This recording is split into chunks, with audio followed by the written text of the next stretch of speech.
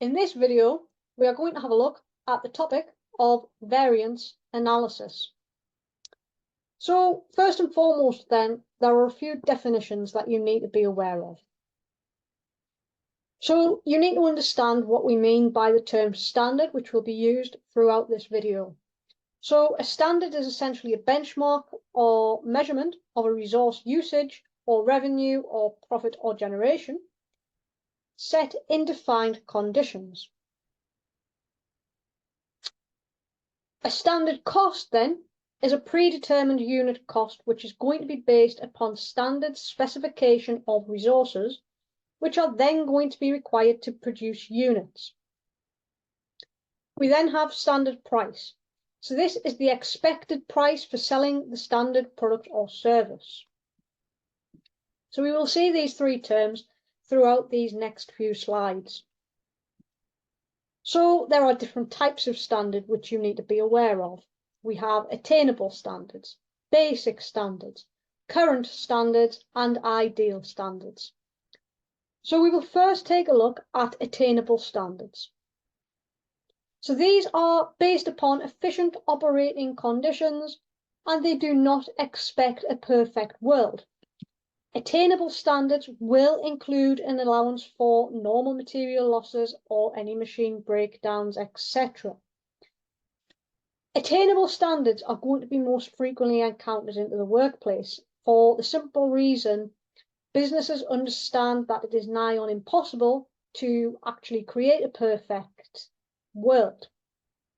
But it is also nigh on impossible to have the same sort of standard to work towards as what they may have done 20 years ago. It's unrealistic.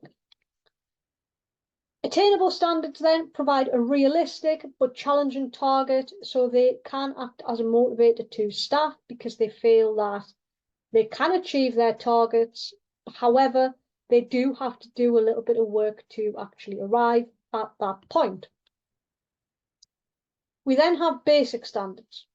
So these are very long term, they remain unchanged over many, many years and will stay constant. Their sole use is to show changing trends over time. They cannot be used to highlight our current efficiency.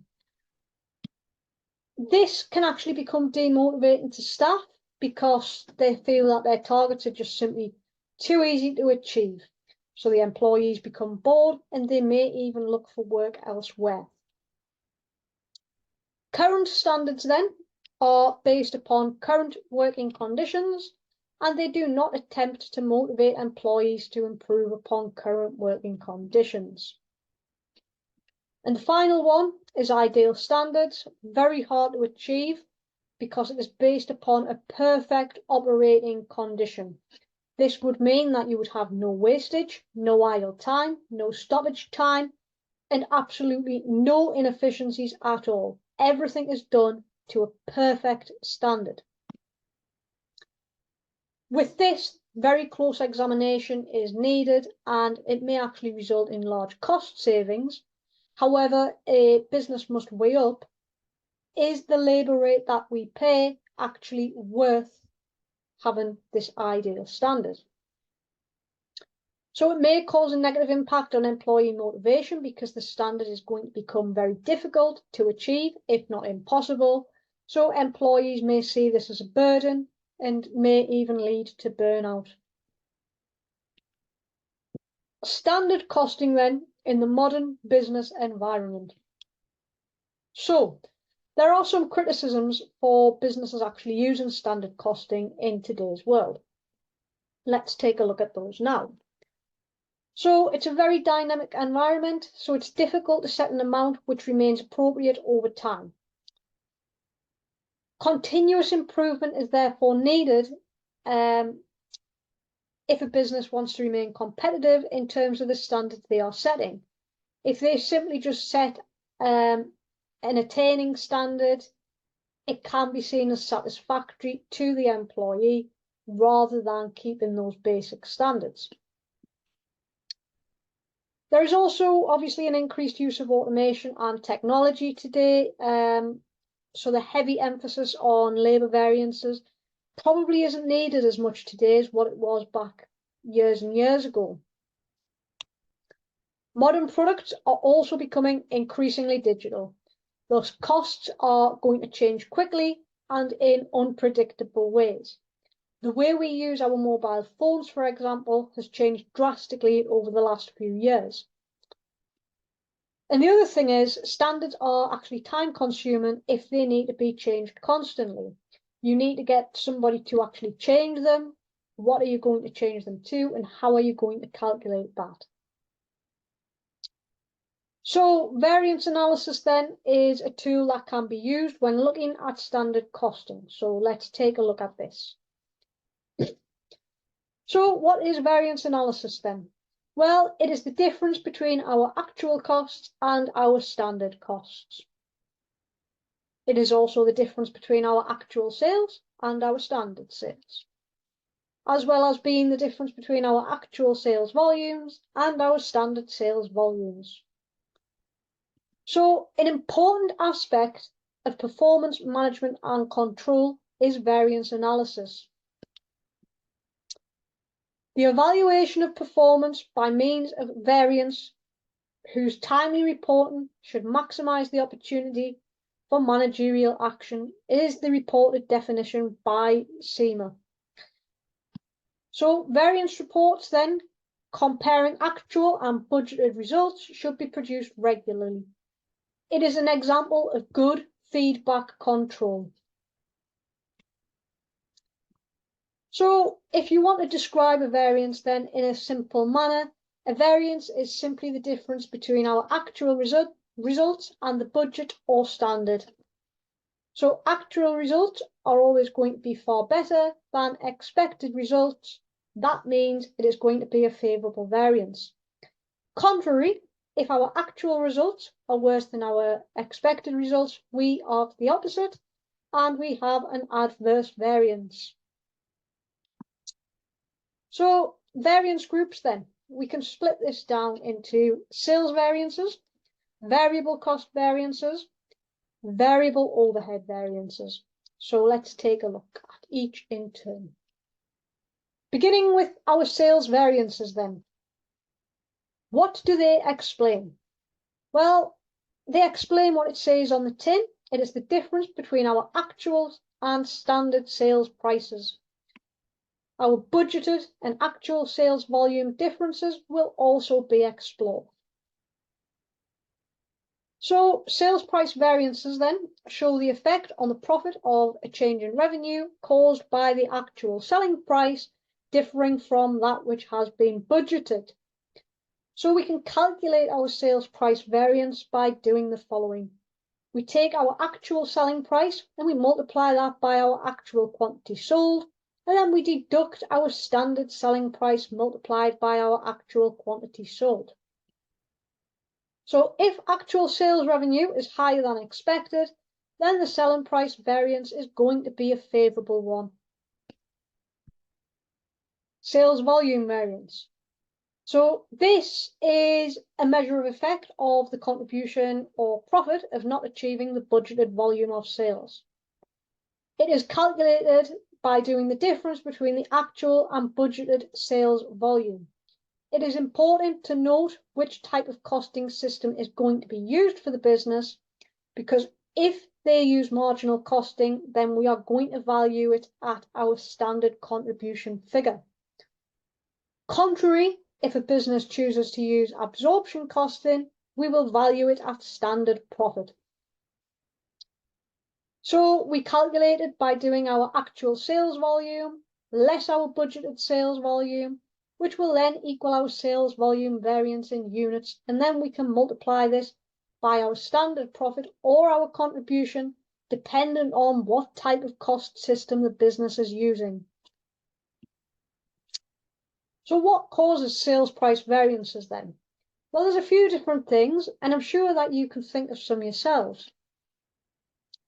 So for example, if a customer is being offered a large discount, we could perhaps try to persuade them to buy larger quantities, and they may well do this, which would lead to an adverse sales price variance for us because that customers took advantage of that discount we have offered them. If there is a strong sales demand, we may lead to discounts being reduced, leading to a favourable variance. Low price offers during a marketing campaign are going to lead to an adverse variance. It may even be that the industry itself is forced to adjust their prices based on market conditions. This could be favourable or it could be adverse. What causes sales volume variances then? Well, it could be that consumer demand and consumer spending has taken a change that we weren't quite expecting. It might be that there is a various demand due to reduced or increased selling prices. There may be a varying level of emphasis placed upon our sales campaigns, or demand may not be able to be met due to difficulties in the production line. So there's a formula then for calculating sales variances, as can be seen. So in order to arrive at our sales price variance, we can do our actual quantity sold multiplied by our actual price, and then deduct our actual quantity sold multiplied by our standard price. So essentially what we are saying there is, under both circumstances, we would still have the same amount to be sold in units. However, we are going to value that inventory or that stock at two different prices in order to see whether we have sold for more money or less money. In order to arrive at our volume variance, then, we do our actual quantity sold multiplied by our standard margin, and then we deduct that from our budgeted quantity sold multiplied by our standard margin. So again, we leave our standard margin the same in order to compare that to the quantity that we sell in terms of, are we actually selling more than what we had budgeted for, or are we selling less than what we had budgeted for, and at what value? So that is it for sales variances. So moving on to material variances then. We first of all need to have a look at the direct material variance, which is going to be calculated as the difference between our actual material direct cost and our standard direct material cost of actual production. So we can define this as being the measurement of the difference between the standard material cost of the output produced and the material cost incurred. So our direct material price variance then is the difference between the actual price paid for purchased materials and their standard cost. You can calculate this as the difference between our actual price and our standard purchase price per kilogram, per litre, whatever it may be, multiplied by the actual quantity of the material purchased or used. So this direct material price variance then, we will value our raw material at our standard cost. Our price variance is going to be based on our materials purchased, regardless of whether they have been used. Raw material inventory is going to be valued at actual cost, and our price variance will be based on the materials used figure. So material price variances then are probably quite common in sort of manufacturing industries as well as other businesses. But what causes them? Well, it could be a change in supplier, which means that your prices of your materials are higher than lower than what you expected.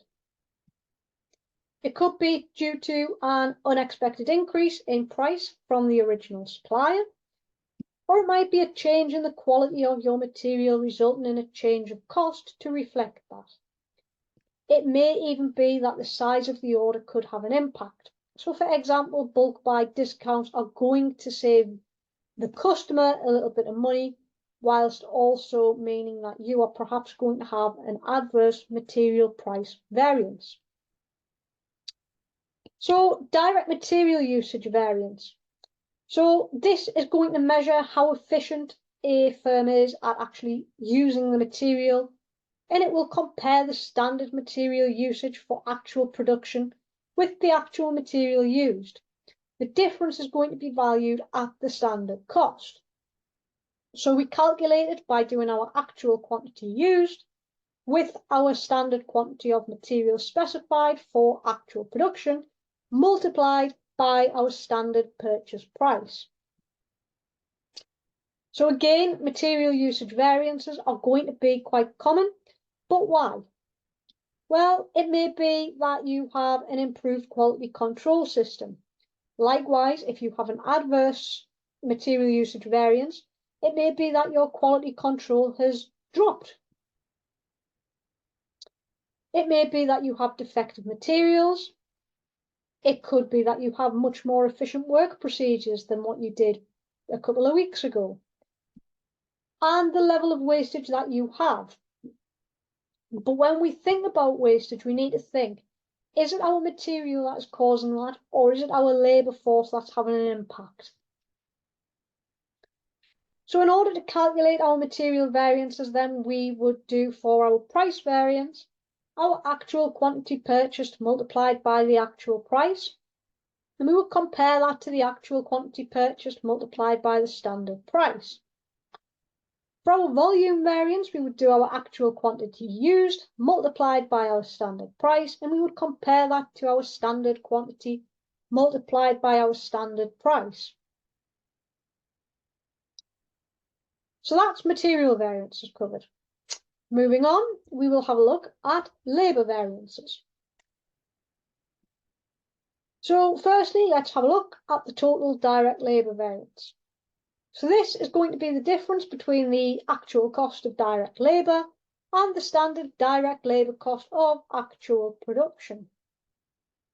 So this is going to indicate the difference between the standard direct labour cost of the output which has been produced and the actual direct labour cost which has been incurred. So the direct labour rate variance then. So this indicates the actual cost of any change from the standard labour rate of remuneration. So essentially it is just the difference between the actual rate per hour and the standard rate per hour multiplied by the actual hours that were actually paid for. So again, direct labour rate variances can be quite common in the workplace. But why? Well, it might be that you have a change in workforce with a change in pay. Perhaps you get somebody more qualified if somebody has left. Or perhaps if somebody has left, you get somebody new in and you're having to train them up so they're not getting paid as much. It could be to do with an unexpected increase in the basic rate of pay. It could be that you have to use labour that is either less or more experienced than what you had originally planned for. It might be that more or less bonuses need to be paid. And legislation, of course. So in the UK, for example, every April, there tends to be an increase in the national minimum wage, which employers must comply with. Direct labour efficiency variance then. So this is the standard labour cost of any change from the standard level of labour efficiency. So this is the difference between actual hours worked and standard hours specified for actual production multiplied by the standard hourly rate. So what can cause the direct labour efficiency variances then? Well, it could be due to unexpected lost time. You perhaps have a limiting factor or a bottleneck. Perhaps machinery is down, so your workforce can't do their job. It might actually be that instead you have improved working conditions, which means that your workforce has been more efficient than what you originally thought. It could even be due to industrial action being taken by your workforce. For example, have they all gone on strike? Think about the NHS, the train drivers recently. It could be poor supervision. If employees don't feel like they are getting supervised, perhaps they feel as though they can perhaps prat about for a little while and not be monitored, so they're not as efficient as what they could be. Or it could even be that there's a learning effect amongst the workforce which actually improves efficiency. because each employee has felt like they are part of a team, treated like part of a team, and learn from one another. Idle time is something that we need to focus on when we look at the labour variances. So this variance occurs then when the hours paid exceed the hours worked. There is going to be an extra cost caused by idle time. So the formula then, which you need to be aware of for calculating labour variances, can be seen as follows. So when we're working out our labour rate variance, we need to compare our actual hours paid multiplied by our actual rate to our actual hours paid multiplied by our standard rate. In order to arrive at our labour efficiency variance, we need to do our actual hours worked multiplied by our standard rate and deduct that from our standard hours multiplied by our standard rate. Be careful when doing that last calculation because you need to do the standard hours of actual production multiplied by standard rate in order to achieve the right answer. Idle time then can also be used with this formula. So we work out the difference between our actual hours paid multiplied by our standard rate and do the difference with our actual hours worked multiplied by our standard rate. So they're the labour ones. Moving on to variable overhead variances. So what is the variable production overhead total variance then? Well, it is the difference between our actual cost of variable production overheads and the standard variable overhead cost for actual production.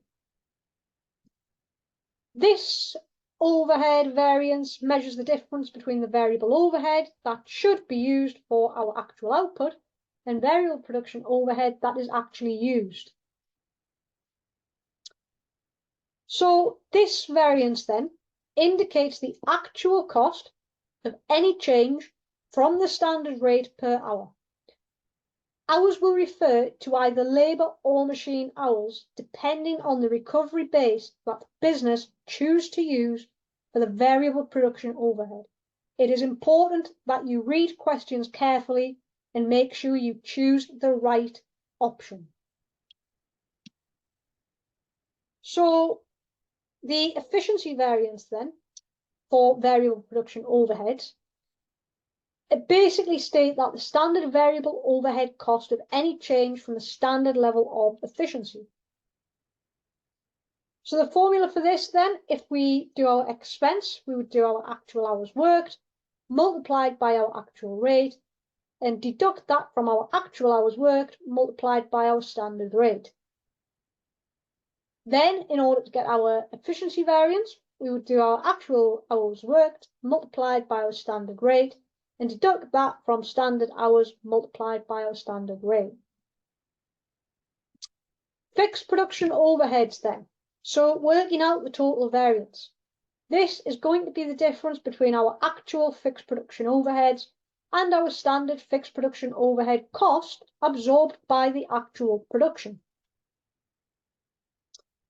So we can calculate our fixed production overheads by working out our actual fixed overhead incurred and then deducting any overheads that have been absorbed. This would then give us our fixed production overhead total variance. So fixed production overhead expenditure variance then is the difference between our actual fixed production overhead incurred and our budgeted fixed production overhead incurred. Fixed production overhead volume variance then is the difference between our actual output in units and our budgeted output in units, which are then multiplied by the standard fixed overhead absorption rate per unit. Bear in mind though that this is not going to happen in a marginal costing system. No overheads are going to be absorbed under marginal costing. So working out our fixed production overhead volume variance then, we would take our actual amount produced less our budgeted output, which would give us our volume variance in units, And we then would do our standard fixed overhead rate per unit, multiplying that by our volume variance. That would then lead us to our fixed production overhead volume variance if we times those two figures together. Fixed overhead capacity and efficiency variances then. So capacity variance, this is going to measure whether the workforce worked more or fewer hours than what were budgeted for within the period. The efficiency variance is going to measure whether the workforce took more or less time than standard in producing their output for the period. So the capacity variance can be calculated by doing your actual hours multiplied by your fixed overhead absorption rate per hour, and then deducting your standard hours for actual production and multiplying that again by your fixed overhead absorption rate. So there are obviously going to be causes of fixed and variable overhead variances. But what are they? Well, let's take a look. So causes here are going to be very similar to that of a direct labour efficiency variance. So for example, a fixed overhead expenditure adverse variance are going to be caused by spending more than what we budgeted for. Fixed overhead volume variances are going to be caused by changes within the production volume, and fixed overhead expenditure adverse variances are going to be caused by spending excess of the budget. So when calculating fixed overhead variances, we do of course have a formula to learn. So in order to arrive at our expenditure variance, we do our actual hours multiplied by our actual rate and deduct that from our budgeted hours multiplied by our standard rate. Our capacity variance then can be done by doing our budgeted hours multiplied by our standard rate and then deducting our actual hours multiplied by our standard rate. Finally, our efficiency variance is going to be calculated by doing our actual hours multiplied by our standard rate and then deducting our standard rate multiplied by our standard hours.